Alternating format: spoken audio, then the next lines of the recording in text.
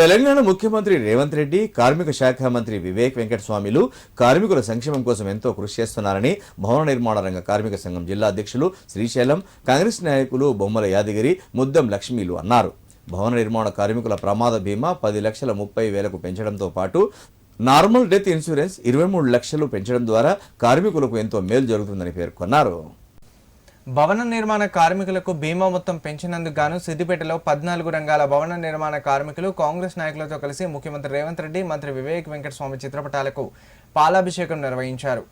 ఈ సందర్భంగా వారు మాట్లాడారు. కార్మికులు ఎదుర్కొంటున్న అన్ని సమస్యల పరిష్కారం కోసం కాంగ్రెస్ ప్రభుత్వం కృషి చేస్తుందని తెలిపారు. సిద్దిపేట నియోజకవర్గ ఇన్ఛార్జ్ పూజల హరికృష్ణ సహకారంతో వచ్చే మేడే వరకు భవన నిర్మాణ రంగ కార్మికులకు సంక్షేమ భవనం ఏర్పాటుకు కృషి చేస్తామని తెలిపారు. ఈ కార్యక్రమంలో భవన నిర్మాణ కార్మిక సంఘం నాయకులు కనకయ్య, గౌరయ్య, రంగయ్య, లక్ష్మీనారాయణ, రాములు పలువురు పాల్గొన్నారు.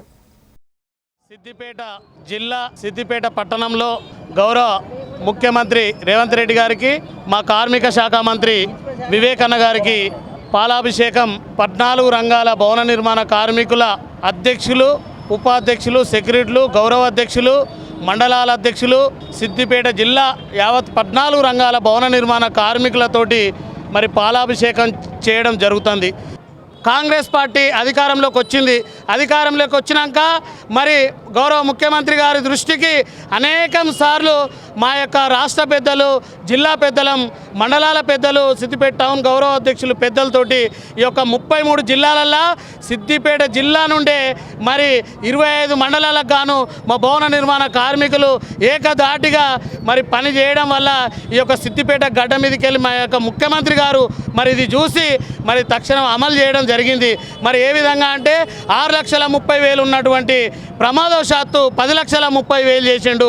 మరి 1,30,000 ఉన్నటువంటి నార్మల్ డెత్ మరి 2,30,000 ఈ రోజున అమలు చేసినందున మరి ఈ యొక్క పాలాభిషేకం ప్రోగ్రాం భవన నిర్మాణ కార్మికుల పక్షాన మరి కాంగ్రెస్ పార్టీ నాయకులతోటి చేయడం జరుగుతుంది.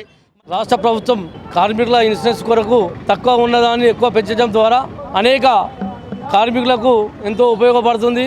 అందువల్ల ఈరోజు సిద్దిపేట జిల్లా కార్మిక సంఘం ఆధ్వర్యంలో రేవంత్ రెడ్డి గారి మరియు వివేకానంద గారి, హరికృష్ణ గారి చిత్రపటానికి పాలాభిషేకం చేయడం జరిగింది. ఇంకా ఏమైనా సమస్యలు ఉన్నా కానీ కార్మికులై ఖచ్చితంగా మా హరికృష్ణ గారి ద్వారా మంత్రి గారి దృష్టికి తీసుకెళ్ళి ఖచ్చితంగా వాళ్ళకి అమలు కృషి చేస్తామని ఈ సందర్భంగా మేము చెప్తా ఉన్నాం. అలాగే శ్రీశైలం గారు కోరినట్టు ఖచ్చితంగా కూడా వాళ్ళ భవన కార్మికులకు భవనం వచ్చేలా ఖచ్చితంగా మేము కృషి చేస్తాము.